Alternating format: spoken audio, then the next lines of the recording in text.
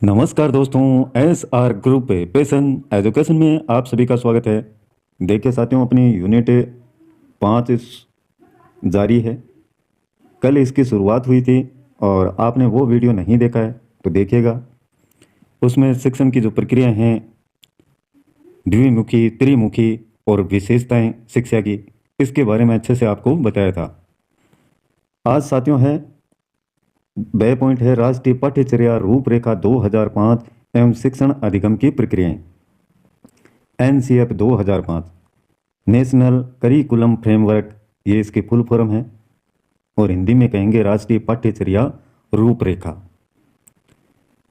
देखिए क्या होता है, बहुत ही महत्वपूर्ण टॉपिक है आपके एग्जाम की दृष्टि से। आधुनिक विचारधारा के शिक्षा शास्त्रियों का मानना है कि पाठ्यचर्या अनुभवों, क्रियाओं एवं जीवन की वास्तविक परिभाषा है। इस विचारधारा के अनुसार स्थितियों का संचय होता है जिसमें बालक भाग लेता है और जिसका वह सामना करता है। अतः हम यह कह सकते हैं कि पाठ्यचर्या पुस्तकों, विषय वस्तु और अध्ययन के कोर्स से अधिक होता है। पाठ्यचर्या साथियों अंग्रेजी के करिकुलम, करिकुलम का हिंदी रूपांतरण है। पाठ्यचर्या क्या है? जो अंग्रेजी का शब्द है करिकुलम, उसका हिंदी रूपांतरण है पाठ्यचर्या। करिकुलम की उत्पत्ति आपकी लैटिन भाषा के क्यूरेरे शब्द से हुई है। तो ये शब्द ध्यान में रखें, पूछा गया है कई बार एग्जाम में। और इसका अर्थ क्या होता है? रेस कोर्स, यानी दौड़ का मैदान। इस प्रकार करिकुलम दौड़ का मैदान है जिसमें बालक क्या करता है? उद्देश्यों को प्राप्त करने के लिए दौड़ता है। बालक पाठ्यचर्या को दौड़कर यानी सीख कर ही पूरा करता है। अतः पाठ्यचर्या वह रास्ता है जिस पर चलकर छात्र शिक्षा के लक्ष्य पर पहुंचता है। पाठ्यचर्या शिक्षक और बालक दोनों को शिक्षा देने एवं ग्रहण करने में मार्गदर्शन का कार्य करता है। किस किस को शिक्षा देता है? शिक्षक को और बालक को, दोनों को ही मार्गदर्शन का कार्य करता है एवं उद्देश्य प्राप्ति का सशक्त साधन भी है। किसी भी उद्देश्य तक पहुंचने के जो जरिया है, मुख्य रास्ता है, वह क्या है? पाठ्यचर्या। किसी विशेष स्तर के छात्रों के अध्ययन हेतु सभी पढ़ाए जाने वाले विषयों की जो योजना हम बनाते हैं उसे शिक्षा क्रम कहा जाता है। साथियों, कोई भी कार्य करते हैं, कुछ भी अपने को सीखना है तो सबसे पहले क्या है? उसकी योजना बनाते हैं कि किस प्रकार से ये कार्य किया जाएगा, किस प्रकार से इस लक्ष्य को हम प्राप्त कर सकते हैं, कैसे पहुंचेंगे यहाँ तक। वही क्या है? आपका शिक्षा क्रम है। किसी विषय की रूपरेखा को उस विषय का पाठ्यक्रम कहते हैं, यानी सिलेबस। अर्थात सिलेबस शिक्षक की दृष्टि में रखकर बनता है और करिकुलम की रचना छात्र को ध्यान में रखकर की जाती है। स्पष्टतः सिलेबस जो किसी समय करिकुलम का पर्याय माना जाता था, अब उसका एक अंश बनकर रह गया है। तो ये कुछ शब्द हैं साथियों। शिक्षा क्रम किसको कहेंगे, पाठ्यक्रम किसको कहेंगे, तो इनको आपको ध्यान में रखना है। जितने भी साथियों योजनाएं बनाते हैं अध्ययन हेतु, सीखने के लिए, उसे क्या कहते हैं? शिक्षा का क्रम, यानी शिक्षा क्रम। और विषय की रूपरेखा है, किसी विषय की रूपरेखा, अच्छे से उसको कैसे तैयार करना है जो विद्यार्थी के उद्देश्यों को पूर्ति करता हो, तो वह क्या है? पाठ्यक्रम, यानी सिलेबस। और ये सब कार्य होता है शिक्षक की दृष्टि में, उसकी देखरेख में। अब देखिए, कनिंगम एक मनोवैज्ञानिक है, उन्होंने क्या कहा है? कलाकार कहा है शिक्षक को कि हाथ में यह पाठ्यक्रम एक साधन है जिससे वह पदार्थ यानी छात्र को अपने आदर्श के अनुसार अपने स्टूडियो यानी विद्यालय में चित्रित कर सके। शिक्षक के हाथ में ये जो पाठ्यक्रम है साथियों, ये एक ऐसा साधन है जिससे छात्र को उद्देश्य के अनुसार विद्यालय में चित्रित कर सके, यानी उद्देश्य की पूर्ति के लिए उसे आगे बढ़ा सके। तो शिक्षक को इन्होंने कलाकार नाम दिया है कनिंगम ने, और छात्र को पदार्थ, उद्देश्य को आदर्श और विद्यालय को स्टूडियो। ये ध्यान में रखें, कई बार पूछा गया है साथियों, कनिंगम ने शिक्षक को किस श्रेणी में रखा है? पदार्थ, स्टूडियो, आदर्श कलाकार, तो कलाकार। मुनरो ने क्या कहा है? पाठ्यचर्या में वे समस्त अनुभव निहित होते हैं जिनको विद्यालय द्वारा शिक्षा के उद्देश्यों की प्राप्ति के लिए उपयोग में लाया जाता है। सारे अनुभव जिनको विद्यालय द्वारा शिक्षा के उद्देश्यों की प्राप्ति के लिए उपयोग में लाया जाता है वही क्या है? पाठ्यचर्या। ऐसा कहा है मुनरो ने। छोटा सा टॉपिक है, ज्यादा बड़ा नहीं है। मानव जीवन के अनेक घटनाएं, विचार इतने बहुदर्शी हैं जो चारों तरफ देखते हैं कि इन सब में से अधिक महत्व रखने वाले तथ्यों को छांटकर ही अध्यापन के लिए व्यवस्थित ढंग से पाठ्यक्रम में रखना चाहिए। छात्रों की रुचियां हैं, उनके स्वभाव हैं, पाठ्य बिंदुओं को केंद्र बनाकर पाठ्यक्रम का आधार बनाना चाहिए। छात्रों की रुचियों को देख करके, उनके स्वभाव को देख करके जो पाठ्य बिंदु हैं या पाठ्यक्रम का आधार है वो बनाना चाहिए। यानी केंद्र में किसको रखना है? छात्रों को। अब छात्र की रुचि है ही नहीं, इस प्रकार का सिलेबस आपने तैयार कर दिया, उसके स्वभाव के अनुसार नहीं है, तो फिर वह उसमें रुचि नहीं लेगा। निश्चित ही इसमें प्रमुख भूमिका पाठ्यक्रम की ही होती है। यह छात्र एवं अध्यापक को एक दूसरे से जोड़ने वाली कड़ी का काम करता है।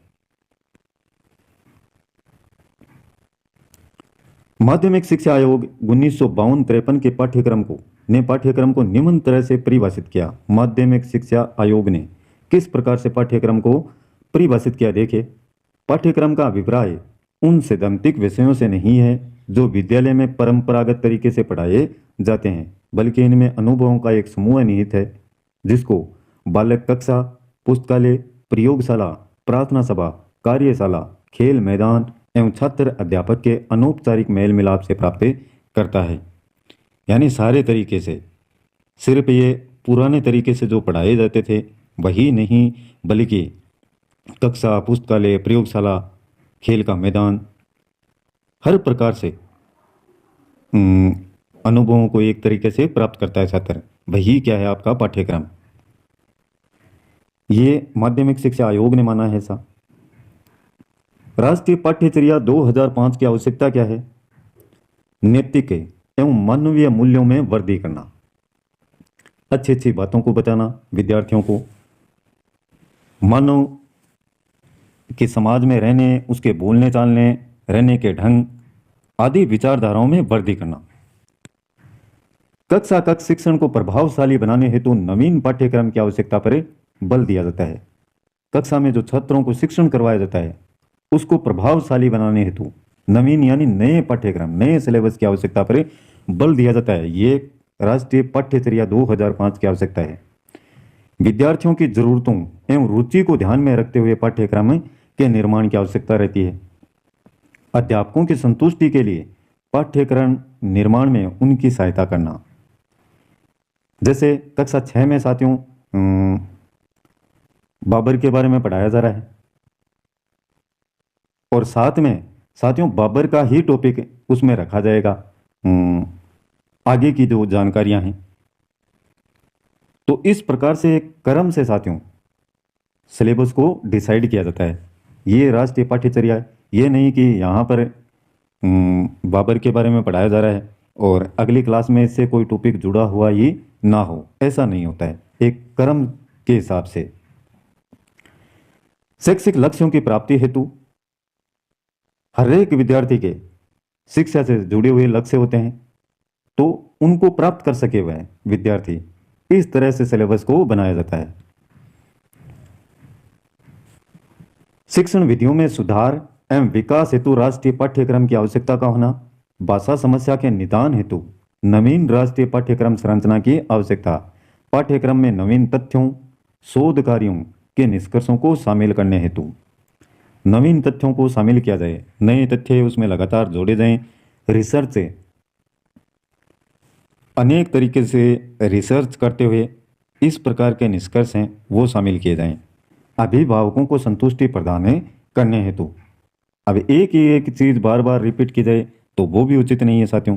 इसलिए लगातार उनको क्या है, नवीन तथ्य प्रदान करते रहना चाहिए पाठ्यक्रम में। ये एनसीएफ 2005 कहता है। मुख्य सूत्र देखिए क्या है, एनसीएफ 2005 का मुख्य सूत्र है learning without burden. Learning without a burden यानी शिक्षा बिना बोझ के। पूछ लिया जाए साथियों एनसीएफ 2005 का मुख्य सूत्र क्या है, तो लर्निंग विथआउट बर्डन यानी शिक्षा बिना बोझ के। अब आगे देखिए साथियों, इसमें एनसीएफ 2005 ये जो इंपॉर्टेंट आपके देखिए अंडरलाइन किए हुए हैं उन शब्दों को अच्छे से देखना आप। नेशनल करिकुलम फ्रेमवर्क 2005 के प्रारंभिक अध्याय में देश की आज़ादी के बाद किए गए पाठ्यचर्या में जितने भी सुधार हुए उनके प्रयासों की चर्चा की गई है। संशोधित राष्ट्रीय पाठ्यचर्या दस्तावेज का प्रारंभ प्रसिद्ध शिक्षा शास्त्री, नोबेल पुरस्कार विजेता तथा राष्ट्रीय गान के निर्माता रविंद्रनाथ टैगोर के निबंध सभ्यता और प्रगति के उद्धरण से होता है।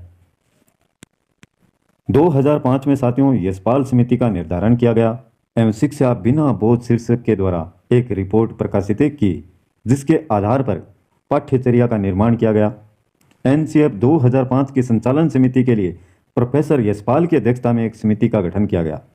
इस समिति में ध्यान में रखें 35 सदस्य थे। एनसीएफ 2005 की संचालन समिति अध्यक्ष कौन थे? प्रोफेसर यशपाल। और इस समिति में 35 सदस्य थे साथियों। प्रोफेसर यशपाल पूर्व में यूजीसी यानी विश्वविद्यालय अनुदान आयोग के अध्यक्ष भी रह चुके हैं और इस समिति के अध्यक्ष भी इनको बनाया गया।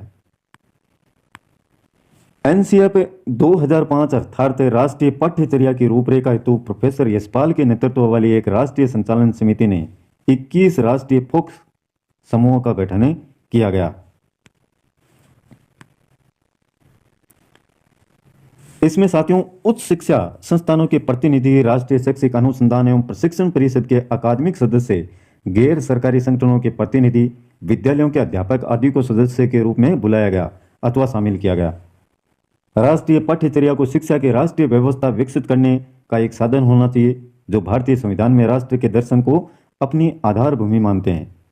एनसीएफ 2005 के तहत यह प्रावधान है कि बालक की प्राथमिक स्तर की शिक्षा स्थानीय भाषा में, ध्यान में रखें ये पॉइंट, एनसीएफ 2005 कहता है कि जो बालक की प्राथमिक स्तर की शिक्षा है प्राइमरी, वह स्थानीय भाषा में हो अर्थात घरेलू भाषा में होनी चाहिए। तो ये मुख्य पॉइंट है। यदि प्राथमिक स्तर पर मातृभाषा या स्थानीय भाषा के शिक्षक उपलब्ध न हो तो संविधान के अनुच्छेद 350 क के तहत स्थानीय शिक्षा अधिकारियों को बालक की भाषा विकास के लिए सुविधा उपलब्ध करवाना अनिवार्य है। कई जगह ऐसा भी होता है साथियों, वहाँ पर शिक्षक दूसरे क्षेत्रों से लगा दिए जाते हैं। अब उनको भाषा में प्रॉब्लम आती है, वहाँ के जो बच्चे हैं वो भाषा बोल नहीं पाते हैं, समझ नहीं पाते हैं, तो इसमें समस्या आती है। और इसमें भी साथियों एक संविधान अनुच्छेद 350 क के अनुसार कि उन बालकों की भाषा विकास के लिए कैसे भी करके वो सुविधा उपलब्ध करवाई जाए, जिससे कि उनको स्थानीय भाषा में शिक्षा दी जा सके। ये कहता है एनसीएफ 2005। तो ये मुख्य पॉइंट है, इसको ध्यान में रखें। हाँ, बालक की प्राथमिक स्तर की शिक्षा किस में होनी चाहिए? स्थानीय भाषा या घरेलू भाषा में, नहीं तो फिर इस अनुच्छेद का उपयोग किया जा सकता है। कुछ सुझाव हैं एनसीएफ 2005 के शिक्षा संबंधी सुझाव। देखिए, प्रथम अध्याय में शिक्षा संबंधी निम्नलिखित कमियों व सुझावों को सम्मिलित किया गया है। प्राय ये देखा जाता है कि अगर विद्यार्थियों को निष्क्रिय रहने को मजबूर न किया जाए तो आदान प्रदान में शिक्षक भी कुछ न कुछ अवश्य सीखता है, क्योंकि बड़ों के मुकाबले में बच्चों की अवलोकन क्षमता तथा अनुभूति में अधिक गहराई मिलती है। अतः ज्ञान के सर्जन के रूप में उनकी संभावनाओं की हमें कदर करनी चाहिए। साथियों, ये निश्चित है कि जब भी कोई शिक्षक पढ़ाता है तो बच्चों की जो जानकारियां हैं, उनकी कैपेसिटी है, उनके अनुभव हैं, उनमें बहुत सारी गहराइयां देखने को मिलती हैं और उनसे शिक्षक को भी सीखने को मिलता है। तो उन विद्यार्थियों को निष्क्रिय रखने के लिए मजबूर नहीं किया जाना चाहिए, एक्टिव रखना चाहिए हमेशा से।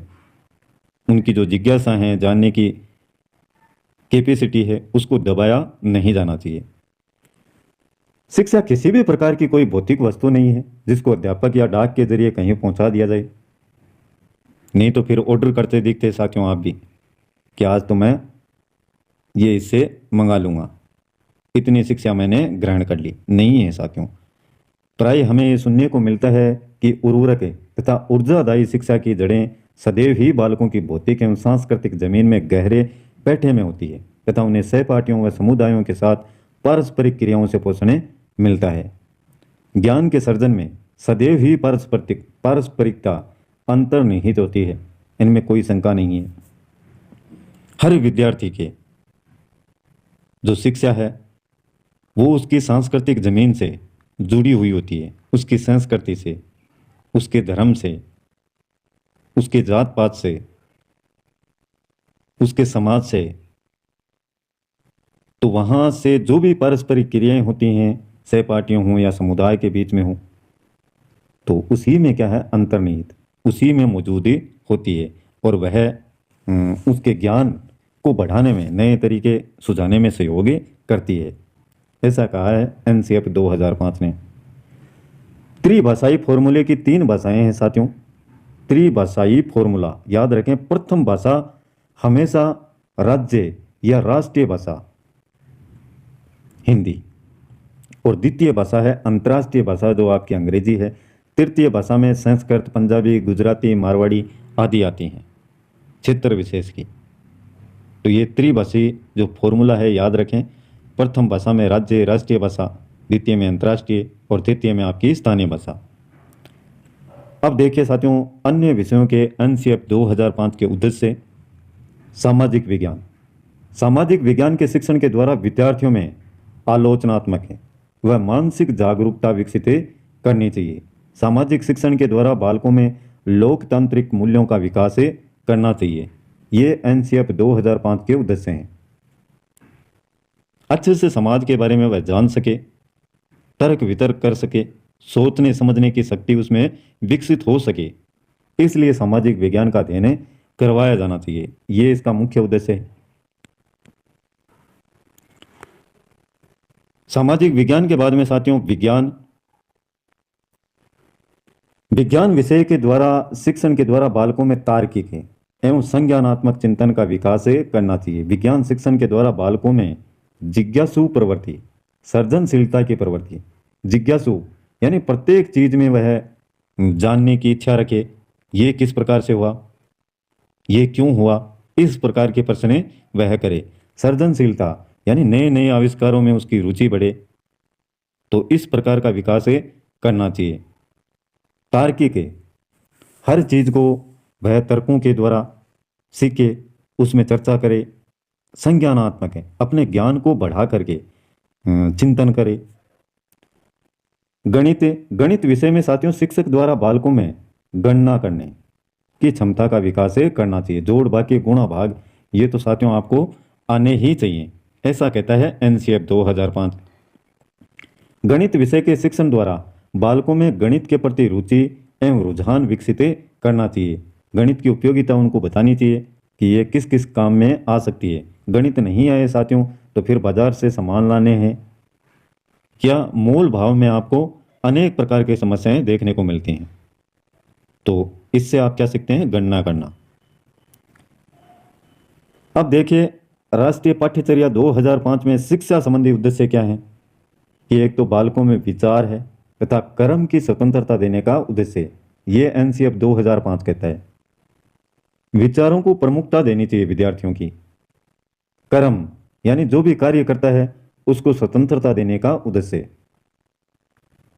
बालक को रुचि के अनुसार साथियों, अब किसी कार्य में उसकी रुचि नहीं है फिर भी उसको जबरदस्ती करवाया जा रहा है तो ये उचित नहीं है। उसको कर्म की स्वतंत्रता देने का उद्देश्य है। एनसीएफ 2005 यही करता है।